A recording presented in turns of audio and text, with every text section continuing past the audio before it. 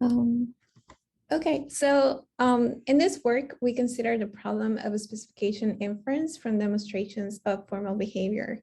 So consider a scenario shown here in which the agent is trying to attempt to satisfy a specification described as reach yellow tiles while avoiding red tiles.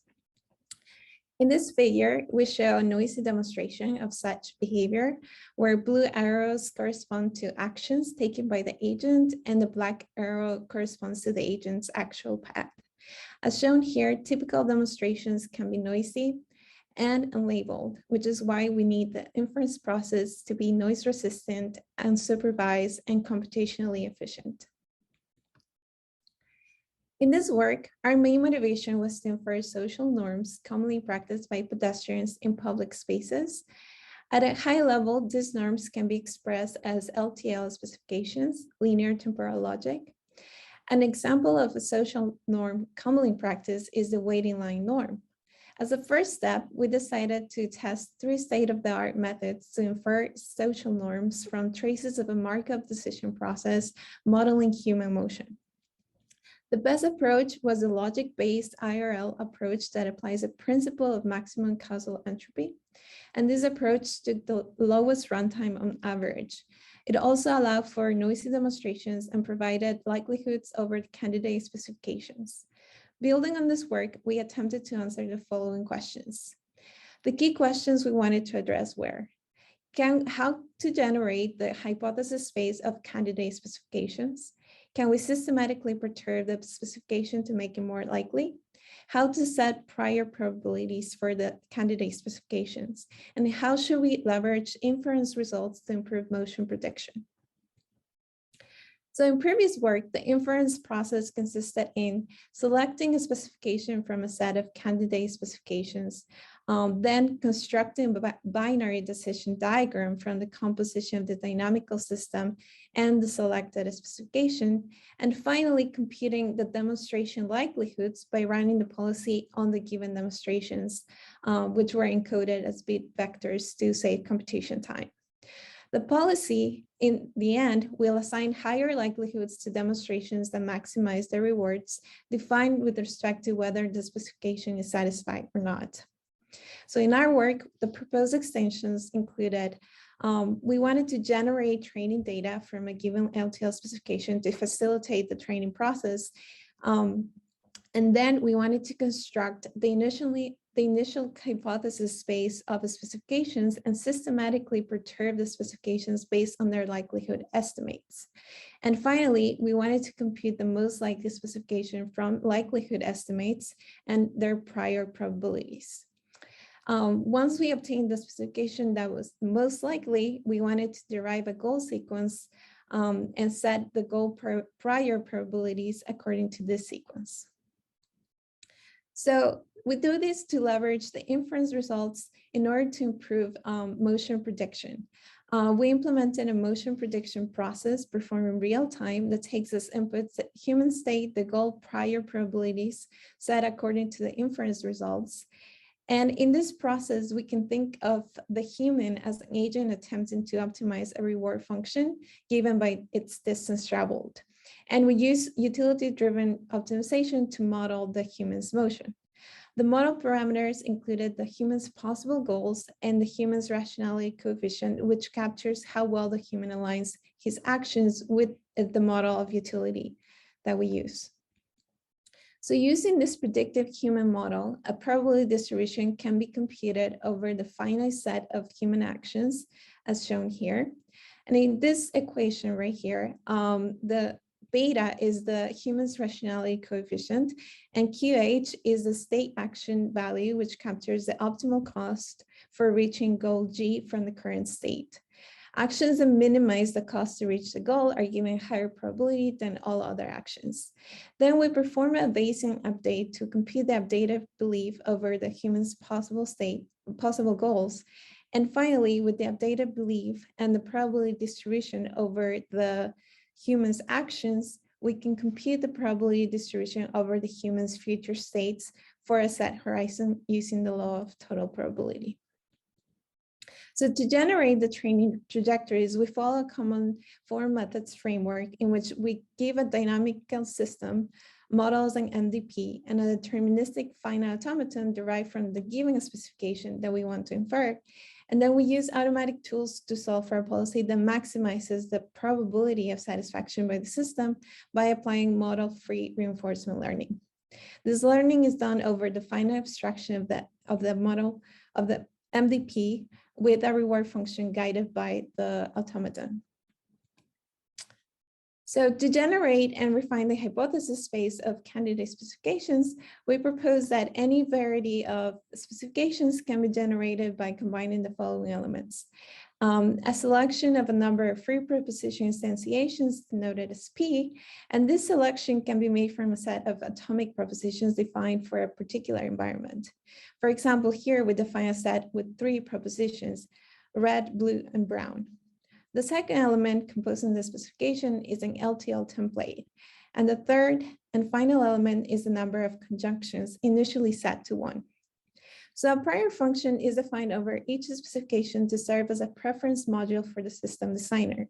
The prior is computed as a product of the probability of each of the elements composing the specification. The probability of the template, as well as the probability of weights of the propositions, are computed according to a categorical distribution. And the probability for the number of conjunctions is computed according to a geometric distribution. This is done to give preference to low complexity specifications over long and convoluted specifications. The logical templates that we consider for this work include avoid, eventually, since, response, eventually, since, and implication templates. For each template, we have set a number of free propositions and sub P to select. And since we're looking at traces that already occurred, these templates are expressed in past tense. For example, the avoid P sub I template would mean that the proposition P sub I was not true throughout the entire trace. So given the hypothesis space for a set of templates and propositions, we tested the inference and refinement process for 4 different specification scenarios. For each scenario, we generated and discretized 20 demonstrations of behavior. This figure shows inference results for the specification scenario stating waiting line, get service, and exit. The hypothesis space of the specifications initially consisted of 31 specifications. And after 1 iteration of the inference process, 14 out of the 31 specifications obtained positive relative likelihoods. Positive values indicate that the agent performing the specification is a more likely explanation that for the observed behavior than the agent applying actions uniformly at random. So from the specifications that obtain positive values, we generated refinements by combining all the specifications of the same template with conjunctions. If a combined specification obtains a negative relative likelihood value, the conjunct term with the least likelihood estimate is removed from the specification. This process is repeated until we are left with the specifications that only have positive values. At the end of the refinement process for this scenario, for example, we obtain 4 likely specifications.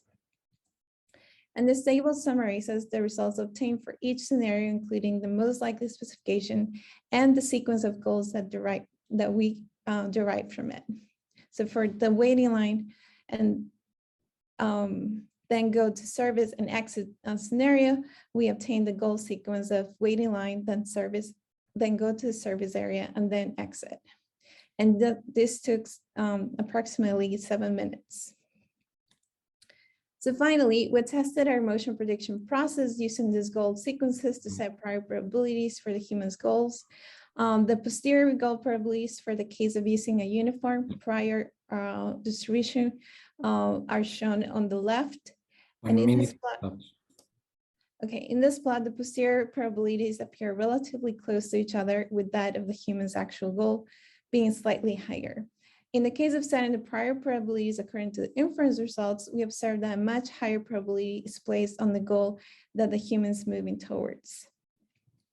In the case of the prior over the human's goal sequence would have been set incorrectly, we can show that Despite setting the prior incorrectly or learning the prior incorrectly, the prediction process updates the posterior probabilities to reflect the correct goal that the human's trying to pursue. Oh, I guess my video doesn't. Oh. So here, we just show how the occupancy grids for the case of the uniform prior and the prior set according to the inference results differ. We notice that there is less variance in the occupancy grid shown on the right. And in contrast to this occupancy grid, the one on the left shows many more grids with low probability.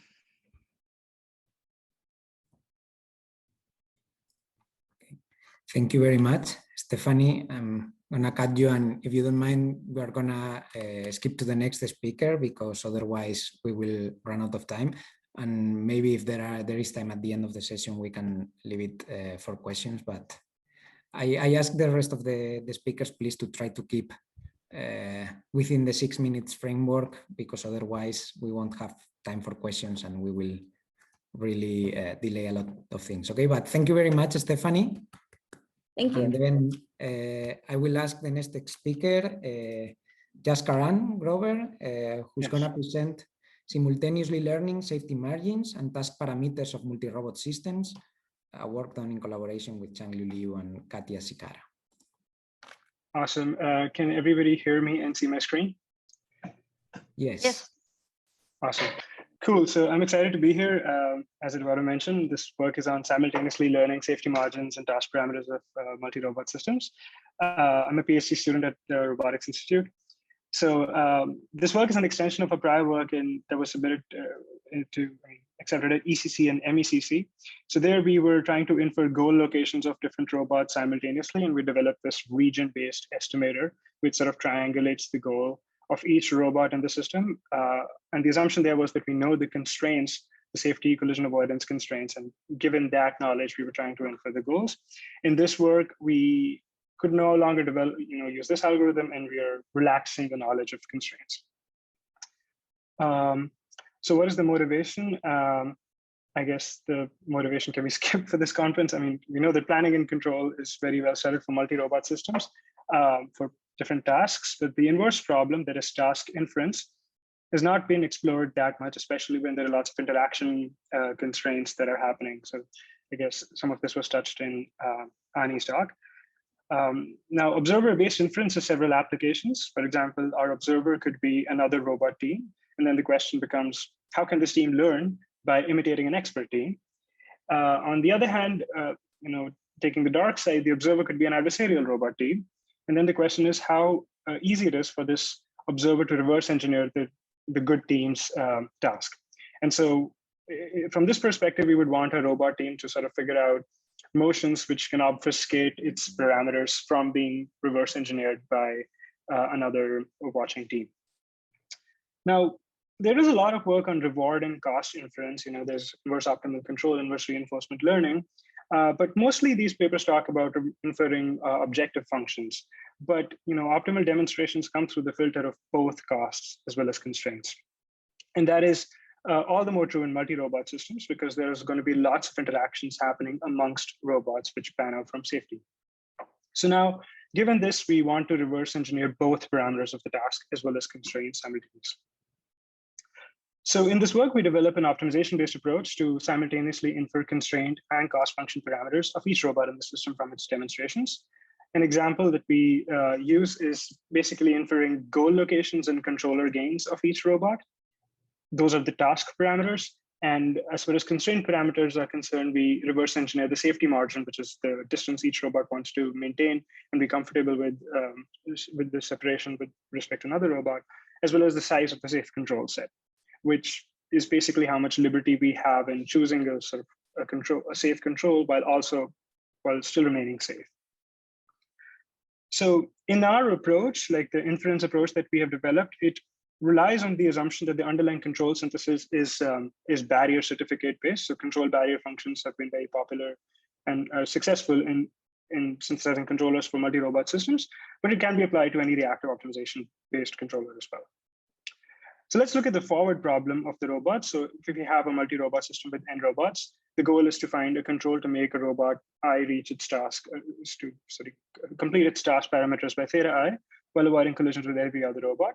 So we assume that there is a task-based control, which is affine in the task parameters, and just take it as a given that this control guarantees completion of the task.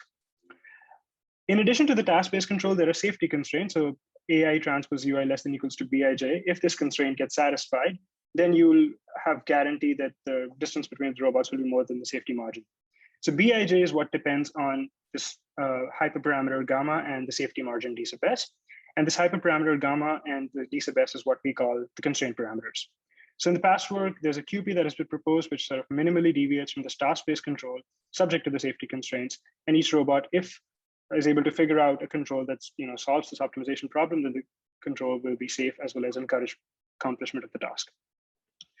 The inference problem requires us to reverse engineer theta task and theta constraints using samples of xk and uk, xk being the position of each robot and k is the time index, and uk is the control, that is the decision that is made by the robot in response to that position, as well as positions of every other robot in the system. Given that the model is this, so we're doing model-based inference here. We use KKT conditions because it's an optimization problem. That is the first instinct to look at the KKT conditions. There is stationarity, which is simply the Lagrangian's gradient is 0, primal feasibility, which is just the feasibility of the constraints of the QP, there's dual feasibility and complementary slackness. So using these 4 conditions, which are necessary and sufficient for an optimizer of the QP, we define a loss function, which is the KKT loss, which is the sum of the stationarity residual as well as the complementary slackness residual. So these 2 things are supposed to be 0 for an optimal demonstration. We are already seeing an optimal demonstration. We want to infer theta task and theta constraints from that. So we infer these parameters, theta task and theta constraint, by posing this non-convex optimization problem in which we are also inferring Lagrange multipliers for all the k time steps simultaneously. Mu k takes care of dual feasibility in the primal problem. This takes care of primal feasibility in the primal problem. And yeah, so if we use this non-convex optimization approach, we are able to infer lots of both the constraint as well as control, the task-based control parameters. So here's some results. We have a go-to task in which the nominal control is just go to a goal, and the task-based control is just maintain, threshold of d sub s. Sorry, the constraints are basically maintain a distance of d sub s with every robot. So if you look at this video, this is the demonstrations that we used, and this table shows to test the repeatability of a method. We ran these simulations like 5 times per robot, and all these errors are approximately 0, except for gammas. But relative to the true value of gamma, these errors are still small. So we are happy with the inference that we got. I won't analyze the failure cases, but we have done that using the persistency of excitation criterion applied to optimization-based controllers in one of our papers. So I'm happy to talk about that offline with you. And so in this paper, we developed an optimization-based approach to infer constraints and costs. And in future, we plan to extend this to inference with noise and measurements. That's all. Thank you. Sorry. Thank you very much. Yes, Karan. Time for one quick question. Anybody in the audience? 1 minute. So have you tried also, well, in this last slide, you were, it's like each agent was, you were inferring the control gain that was just to go to one goal. Have you tried also where the input action contains, let's say, relationships within with other agents, just besides on the constraints, more on the control input, no? So something that depends, for example, on the state of the other agent. Right. No, I've not tried that. That is a cool idea. Yeah, the task-based control is sort of specific to one agent itself. Your goal and the constraints are what relates one agent to each other. Okay. Thank right. you. Yes. Okay. Thank you very much, Yaskaran. And then I give the word to the third speaker, Eduardo Sebastián from University of Zaragoza, that is going to talk about multi-robot implicit control of Hertz, work with Eduardo Montijano, myself, and Carlos Agües. So Eduardo, whenever you want. Hi, hello. Do you see my screen and do you hear me? We can see your screen, yes. Okay. Let me try to. Okay, that's it. Well, thank you, Eduardo, for the introduction. As you said, I'm Eduardo Sebastián, and together with Eduardo Montijano and Carlos Agüez, we have made the work titled Multi-Robot Implicit Control of Hertz. I would like to begin this presentation with a bet. I will bet that you have never seen a drone driving ships towards their enclosure, so this is your first time. Well, the idea of including this funny video is to introduce the key motivation of our work, that is controlling in the sense of driving groups of entities towards a particular region is a challenging problem in the context of robotics, even more if you consider that these entities can be reactive with respect to the entities we can control, in this case, the drone. However, we can take this challenge the other way around, and we can say, well, why don't we leverage these repulsive forces to push the entities toward the particular regions we want? And that's what we do in this work. The idea of this work is to drive groups of non-cooperative entities that we call evaders towards particular assigned positions simultaneously by means of a team of robotic herders. In particular, the contribution of this work is a novel control strategy for this precise herding. As I'm going to show you, it's valid for any number of evaders and deals with heterogeneous dynamics, which means that each entity in the group of evaders may have different dynamics. Besides, the dynamics of these evaders can be of any complexity, accounting also for input non-affine dynamics. So the problem we are dealing with is composed by two different groups of entities. The first one is the group of evaders, which move in a two-dimensional space following general nonlinear dynamics. And if we stack all the positions of these evaders, we have the state of our general system. On the other hand, we have the group of herders, and they also move in a two-dimensional space. If we collect all the positions of these herders, what we have is U, our input of our general system. So our purpose is to design a general control strategy for this position of the herders, such as the evaders end up in the desired positions we want. As I said, the solution is general in the dynamics of the evaders. However, to exemplify and show you how complex can be these dynamics, I have here the inverse model and exponential model we use for validation in our paper. As you can see, both models are extremely nonlinear, extremely complex with respect to both the state of the system, but also the input of the system.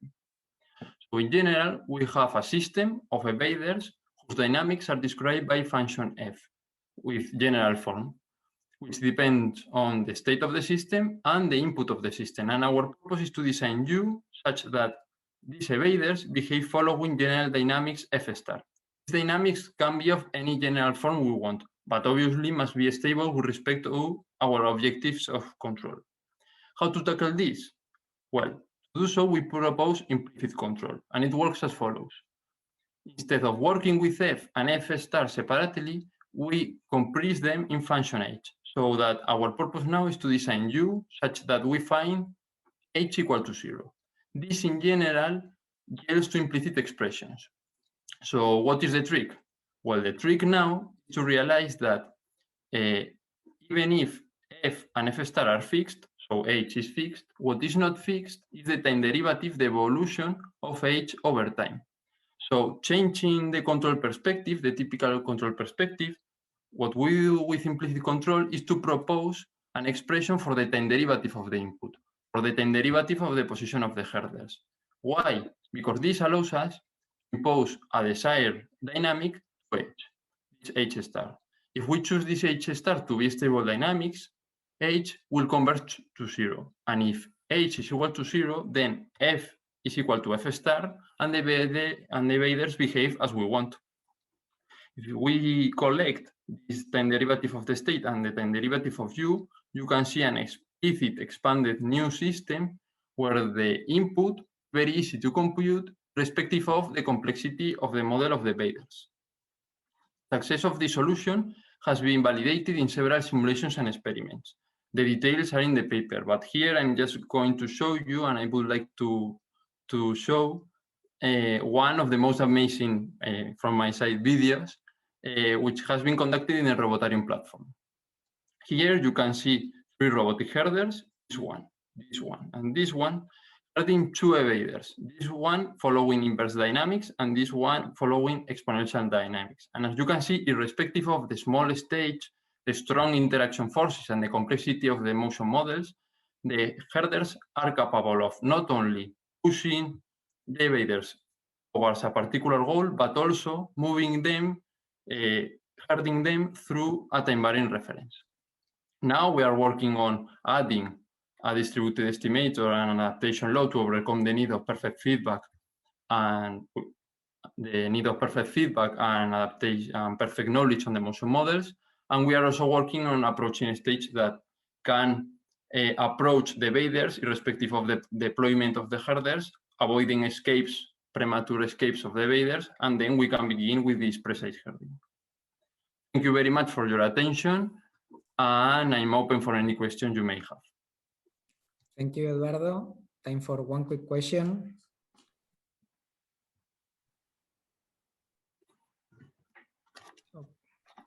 Anna has raised the hand. Yeah, hi Eduardo. Thanks. I knew a bit about this work, but now I didn't understand very well the details on how much do you need to know in advance in detail the dynamics of the herds that you're controlling. Is it necessary to know it in detail, or does it work anyway? Exactly. Up to now, we need the structure, the knowledge about the structure of the dynamics. Now we don't need such perfect knowledge, because we are working on an adaptation law that will overcome this need of perfect knowledge. But up to now, or the solution I'm showing you needs the perfect knowledge on the dynamics, on these dynamics. Yes. Okay. So your next step will be there. Okay. Exactly. hopefully soon. Okay. Okay. Nice. Thank you. Thank you. I have one question as well. I wasn't able to raise my hand, but maybe I'll go ahead and ask quickly. Go ahead, Stephanie. Okay, so Eduardo, what about the interaction between the agents that are being herded? Are you modeling those interactions as well? Do they influence each other? I think that would be a really interesting question, if not for right now, maybe for the future. Yes, in particular, the models we have used for validation do not account for interaction among evaders, but the formulation is kept in general terms. So indeed, you can have interaction among entities. You can have flocking behaviors or repulsive behaviors to avoid collision among evaders. For example, it's not a constraint on our solution. Okay, great. Yeah, I enjoyed the talk. Thank you. Thank you very much. Thank you very much, Eduardo. And then I give the word to the fourth speaker, Sara Casao, also from University of Zaragoza. And she's going to talk about distributed multi-target tracking in camera networks. Hello, can you hear me properly? Yes. Okay, perfect. This week I had some technical problems, so wonderful.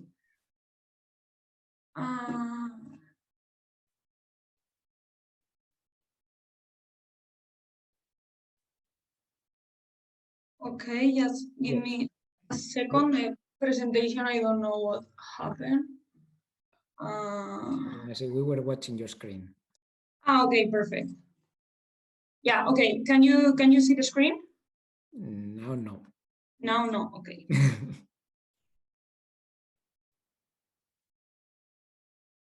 And now we can see. Now, yes. Okay, but I don't know what's happening here. Sorry. Now I have. Okay, perfect. So, hello everyone. As Eduardo just said, I am Sara Casao. I'm a PhD student from the University of Zaragoza. And the work that I'm going to present today, titled Distributed Multi-Target Tracking in Camera Networks, has been in collaboration with Abel Naya, Ana Cristina Murillo, and Eduardo Montejano. Well, the number of surveillance cameras in public and large spaces is constantly growing. They have a wide variety of applications, such as security, human identification, or crowd behavior analysis. And one of the most useful algorithms for this application is the multi-target tracking. Generally, in order to cover more space or analyze more information, several cameras are used, and this problem turned out in a multi-target, multi-camera tracking. More recent works that are focused on the final application of this multi-target, multi-camera tracking and that deals with human safety have centralized configurations.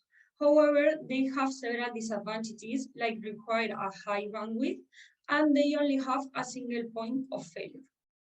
On the other hand, distributed setups normally are studied from the theoretical point of view in order to decrease the bandwidth requirements, improve the consensus, or select the most accurate information for the system. Most of these distributed setups, as you must know, all the perception part. So what we propose in this work is a complete multi-target tracking with a distributed setup that has been developed with the applicability in mind. The contributions of our work are the boosting of a distributed Kalman filter with a fully automatic data association that is based on geometry and appearance information, and a novel distributed strategy to manage the tracker's information. This tracker manager performs the data association across cameras and gives a uniform drop and initialization of the trackers in the scene. As I said, the problem addressed is the multi-target tracking in multi-camera networks with a distributed setup. The main challenge to deal with are the association of trackers and measurement independently in each one of the cameras. And due to this independent execution, there are disagreements between the tracker's information in the different cameras that must be handled. We address this challenge proposing the following architecture that basically is divided in these three blocks. The first block is the distributed Kalman filter that manages the low-level information shared between the different cameras in the network and obtain a consensus in the tracker state that is defined as this 3D cylinder that is composed by its geometry and its velocity.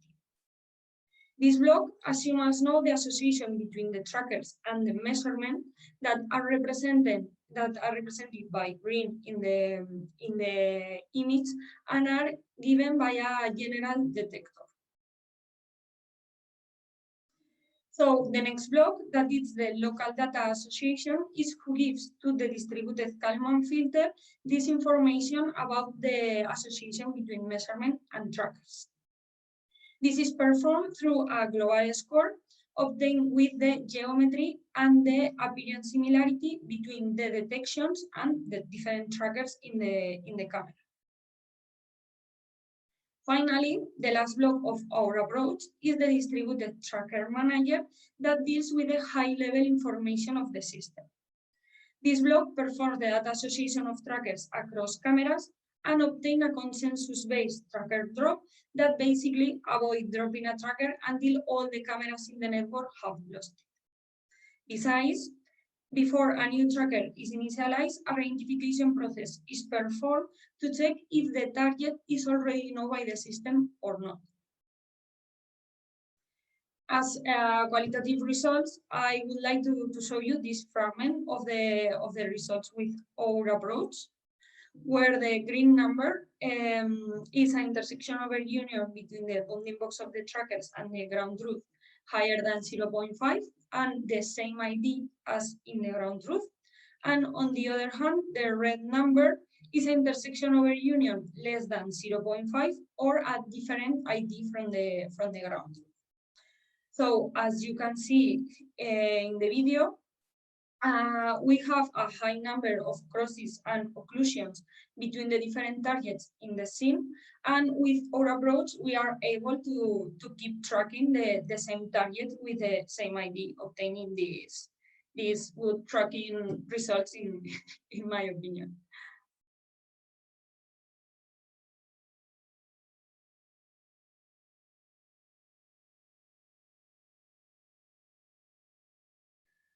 Well, just to conclude the presentation, I would like to stand out that what we propose in this work is a new multi-target tracking for distributed camera networks that deals with low and high level information.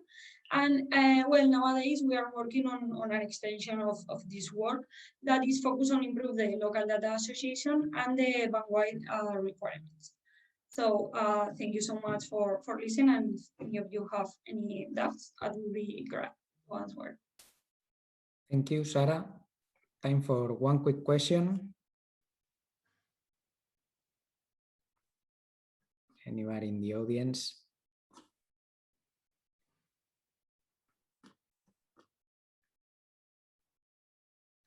Well, one from my side, even when I know quite well the work. So I know that Okay. you are considering now in the distributed Kalman filter, let's say, individual dynamics for each target, but would it be able, the system, would it work, or how complex would it be to include, let's say, collective dynamics in the estimator? Would it be something that could be done?